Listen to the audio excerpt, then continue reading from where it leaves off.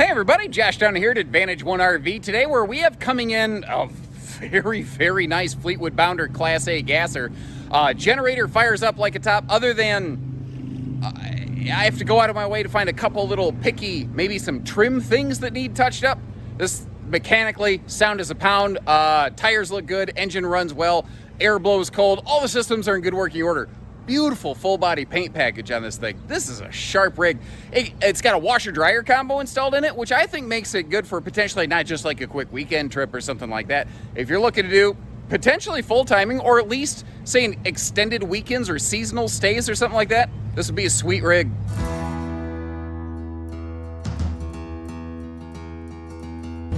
Now it is a little bit warm out today, so I left the dash air and both roof airs running just for a little personal comfort as I'm going through this thing. So you might just hear a little bit of, background noise as those things are running, but obviously I'm talking at my normal, admittedly loud speaking volume. I've got a big mouth. My wife will confirm that for you. Actually, the other sales team members here, some people have called me the voice of Halet RV or Advantage One RV, as it were, down here today. And the salesmen often call me the mouth. All in love, though. We all take care of each other. You've got roller blackout nightshades on this. That's something that I do want to point out here. We've also got a soft touch ceiling liner that when the air's not running, when I'm not talking, keeps it very nice and quiet in this thing. Your air conditioners are both centralized. They do have just like a localized air dump. Plus you do have the central vents there. Every single one of which can be turned and closed individually. And if you're noticing, this is just a straight run air conditioner effectively. It's going to, when there's no twists, there's no turns in the air system, that pretty much keeps the whole thing running far more effectively and efficiently. Now over here, this is like a swivel recliner. It theoretically could be removed. There's kind of like a little bracket that unscrews behind it, if that is your preference. Kind of nice for some long-term camping. And obviously, our front captain's chairs here, they can spin around, they can recline as needed. And that's one of the nice things about a Class A. Instead of a C like this, it is far more likely that the seats become just part of the living room and nothing is really lost there. It kind of took me a minute. It's not like it's really hidden, but every motorhome's a little different. Some of our ceiling lights are over here in the kitchen space, which is admittedly also kind of the living room, so it's not like that's too crazy. A lot of the other main important, don't touch this or you screw it up kind of switches, they're up here above the entry door. So there's no way like a little kid is going to be able to access those things unintentionally. Oh, this is cool. I don't usually get a chance to display this. So this is a King Jack antenna system up here, but what it's showing us, you see how you got the one LED light and one's kind of flickering? That gives you a visual representation of roughly the reception that you're getting right now. Because what's cool about this is you can turn that knob and you can see which way am I getting the most reception so I can get the most channels, basically. So you don't have to turn it and then run a channel scan on the TV, then turn it and run a channel scan back and forth. It's just simpler and easier. Of course, I'm pointing at a closed cabinet. You can't really see the TV in there, so let me get that opened up for you real quick. Take a look at that full over cab entertainment center that you have right there. Now I mentioned that there's roller night shades for our living room super slides. You see over here on both sides of the cab area, you actually have day-night shades, and of course that, the little power visors in the front space right there. These are manual flex steel captain's chairs, but they're spinning very smoothly, nicely. They're not all bound up and twisted up or anything like that. Over here by the co-pilot station, if I get this out of the way, you've actually got not even a double, but a triple kind of system going on right here. So if you need a pocket or a shelf to either pull out a map, run a little tablet, a GPS, or a tire pressure monitoring system, or just sit there and have a burger while the driver's running, you can do that. Generator control, really all the controls are right up front here. That's another thing I really like about this one. This is pretty snazzy as far as gassers go, and it's very simple and easy and smart and straightforward to operate. And there's the controls, by the way, for the leveling system and the heated mirror system over there.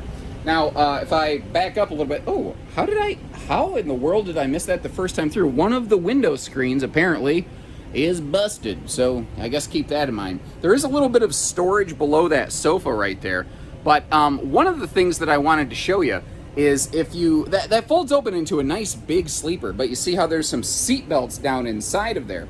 Well, it is cool that they gave you plenty of places to be seat belted safely in this one. And again, that does open up into a very nicely sized sleeper. The only hiccup with it, I suppose, is just that if that chair over there is locked in the travel position like it is right now, it will pretty much cut the RV off. But if you're at a destination to the point that you can deploy the slide and open the hide-a-bed, you could unlock that and slide it over a couple inches to make yourself some passenger space. I don't think that's really that big of a deal. It just looks like it on video, so keep in mind that could be adjusted. I will always try to be fair too. If I see a little thing, I will point it out. 42,000 miles basically. There has been a little bit of seat wear on the leather here, but nothing that I think is too out of control. And if you disagree, no problem. That's why I point this stuff out, so that you can have a good educated idea of this thing before you drive from 4 hours away to come see it over here at our family-owned and operated shop. Similarly, I mentioned there's little trim stuff. I noticed that little thing right there just needs kind of tacked up in place. It's that kind of picky level stuff that I'm spotting on this RV. I have not located any major concerns. Give you a look at the storage all the way overhead through the slide. I like the symmetry of that too, the way it wraps around through the slide out. Storage above the entertainment center and kind of like remote control storage and whatnot down below. Not to mention drawer storage down there below the dinette. And there are seat belts facing forward on this. This can seat belt at least as many people as it sleeps, potentially a couple more. Very traditional, one super slide living room, although you do also have the kitchen slide, which helps a lot over here for prep space. We'll see that in just a moment. But when the seats spin around from the driver's area, they kind of become your primary chairs. And I think that's why you just see a little bit of wear on some of that seating in the cab space, is because it's not used just for getting there. It's actually used like once you get to your destination too. And when you're sitting up here in your main chairs, awesome view of your campsite, which is something I always look for. Now, taking a look at the kitchen storage, starting up top here, something that has really impressed me as I went through this is just the silky smooth nature of all of the kitchen hardware in this. It all looks good, feels good. It doesn't feel like anything was overloaded, busted, twisted, or stressed or anything like that. And did you notice there's actually twin countertop extensions? There's like a little shelf down here, which I think almost acts like a little bit of a individual sort of drink table for whoever's going to be in this chair. And that is a recliner, by the way. The leg does kick out on that. Not to mention just the extra counter space that you get once the kitchen slide is open over here. Oh, pardon me. I'm sorry. I literally choked on thin air for a second there. I'm going to die. All right, pardon me. Jeez, oh, Pete's. There's some sort of ghost in the RV that's haunting me and trying to kill me right now. But that needs to fold down for when the slide out closes. Now, this is all a very heavy-duty backsplash around here. Oop, one other little thing I just noticed. Looks like that might need to get re-adhered a little bit, but again, that's a tiny deal compared to some of the bigger things overall. Now, let's see. What do we got over here? We've got ourselves... Oh, pantry. You haven't seen the kitchen pantry over here. Not to mention the large residential refrigerator that this has. Now, on a coach like this that's going to spend a lot of time parked, not to mention it has a generator and inverter options and all sorts of things, this seems like a very good fit to me. I've been very vocal in some towable RV segments that I don't think a residential refrigerator is always the ideal application. In here, it makes perfect sense. Now, as we sink backwards into the RV, going from the living space here into the middle bath area, up top, of course, we have another one of those big vent fans, just like we have in the kitchen area. With this being, I believe, a 7-foot ceiling, you've got plenty of headroom in here. This is a one-piece fiberglass molded shower, so it's actually structurally sound itself before there's any sort of support or decking put under it. Like a guy my size, 200 pounds or more, can literally do jumping jacks in the thing and it's not going to fail. Now, I'm not recommending you jump around in your shower because, first of all, it's just not a safe thing. I'm just saying it can handle it. And a third XL vent fan over here with that door open. You see how the whole bathroom kind of comes together? Like some of your linen storage is over here in the, we'll say, water closet, as they would call it, across the pond. What? What? I wonder what caused that. hold on, I might have figured it out. Is that from, yeah, that's what caused it right there. The shade going down the road a little bit. Now, one of the other cool things here, if I draw this all the way up, is it is nice that you have a viewing window here in the bathroom so that you can keep an eye on the neighbors while you're doing your business. But this also has a handy little anchor over here if you want to keep that kind of up and out of the way. Now, obviously, I've only done just a quick set there and the string's still hanging down, but you could get that more up out of the way if you're interested.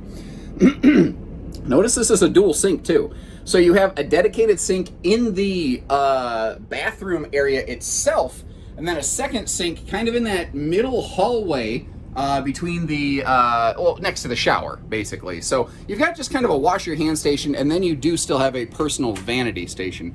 Bed slide over here, over on the door side of the RV. Outlets on both sides. Stands, I think, are big enough. CPAP users chime in on this. Are these big enough for you? It looks, I think it's going to work. That is a Camp Queen right there, by the way. Most motorized RVs not able to have a full 80-inch bed unless the mattress folds. A lot of people don't like that. It just kind of depends on what you're looking for. And I don't know, did I miss this in the living room? I did. Just some nice crown molding work going on up in here. It just really kind of jumped out at me on this one. Now you see this across from the bed, huge closet and dresser space. Like, you could look at it and say, oh yeah, there's probably a lot of storage there. But if we actually get all of that opened up, you see you've got your combo washer dryer over there. That's where I was saying this is very good for longer term stays, or people who are just like, I am not using a public laundry service. I feel that is gross and disgusting. Okay, if that's fine. Now you don't have to, because now everything is basically built right in here for you.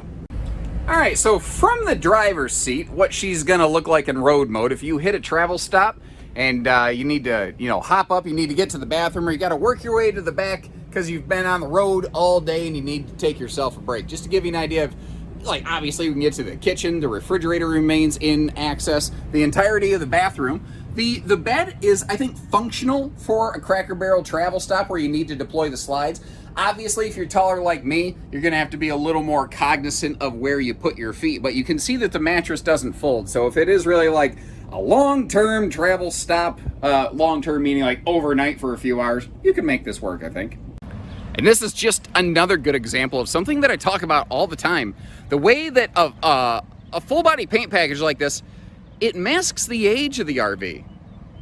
Look at the title of this. It doesn't look or feel like it's that age.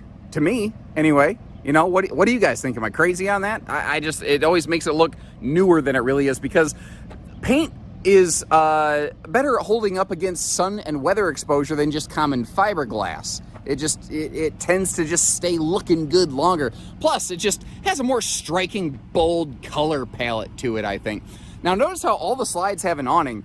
Even that slide that's under the power awning right there, which, if I'm looking at that correctly, I believe that is a Dometic Weather Pro. So if for some reason you step away, or like, let's just say you step inside, you've been outside, you're not even ignoring or abandoning the RV for the day, like you went tubing down the lazy river or something like that. But you step inside to grab a drink, use the bathroom, and the wind kicks up. It's nice to know that awning's going to close itself for you so that you don't got to worry about it. Now, this is on the Ford chassis, which means we've got a Triton V10 power plant. That'll give us a 5,000-pound tow rating, by the way. Love that big windshield. Opens it right up in there. And just like we did inside, we're going to open the outside, give you a look at all the storage here. First of all, though, as we go past each of them, we're going to give you a good look at the tires, just so that you can see what we're looking at on those Michelins there. And Winnebago does this a lot, but since this is a gasser and it has a drivetrain going through the belly, you can't have full pass-through bays like you would on a diesel. So it is really nice that they give you those slide face mounted storage areas right there. All the tires look good. And like I said, the generator fired up actually quicker and faster than the main engine, which also, it's not like that gave me problems. The main engine turned over 3 times when it fired. The generator just immediately fired. As I mentioned, we do have a 5,000-pound tow rating back here on that Ford chassis with the gas power plant. Of course, rear view camera, all those things you expect on a motorhome, they are, of course, all here. just like we did on the other side, we're going to open up the storage and give you a sweep down here before we get ourselves up to the roof line. That rear bay, though, under the master bed, that actually is a full pass-through, which is kind of nice. You see all the tires looking good once again. And then as we get up to the front side, under that kitchen slide out, there's actually, you see like a couple outdoor rugs, and you might have noticed some leveling blocks in the opposite side, on the driver's side in there. The double power steps, functioning like champs. You've got that full separate outdoor entertainment system also. So I tell you what, I don't go necessarily, I don't want to call this camping. This is RVing, this is glamping, this is that upscale taste of the good life kind of action right here. I still don't go glamping or whatever, so I could sit outside and watch TV. But everybody camps different. You know, I'm not judging anybody. What I like that TV out there for, though, I like to try to tune those into some kind of local station. Maybe I find out there's some sort of event going on or something that I wasn't aware of before I got here. And if nothing else, just try to find something. It's like AM radio to me. I just like it to sort of quietly fill my campsite with sound. Nothing that's too overtly loud that disturbs the neighbors, of course. And obviously at night, I'm going to shut that sucker down. Hopping up the ladder right there. The roof needs a basic cleaning, but that's all it needs. The seals don't look suspect. The seals don't look scary at all. Like, I don't see any dry cracking. I can pretty much tell you by looking at the roof of this, they did a good job of giving the body wash. It's been stored outside though, but once again, kind of like a car that sits outside your house for years. It doesn't really look all that roughed up. Now, a common travel trailer or fifth wheel, you leave those outside all day, every day for a few years, and they really start to show some age and some weathering. Paint RVs, just like vehicles, don't tend to do that.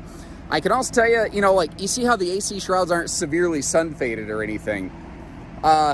It hasn't been really aggressively roughed up here. I like this too. Little simple house battery tending package also, so that if the RV's been in storage for a while, you do have it stored outside. When you do get back to it, it you know, turns over like you want it to.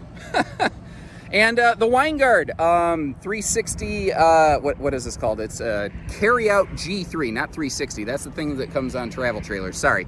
But the basically, if you want to, you can get yourself set up with a satellite service.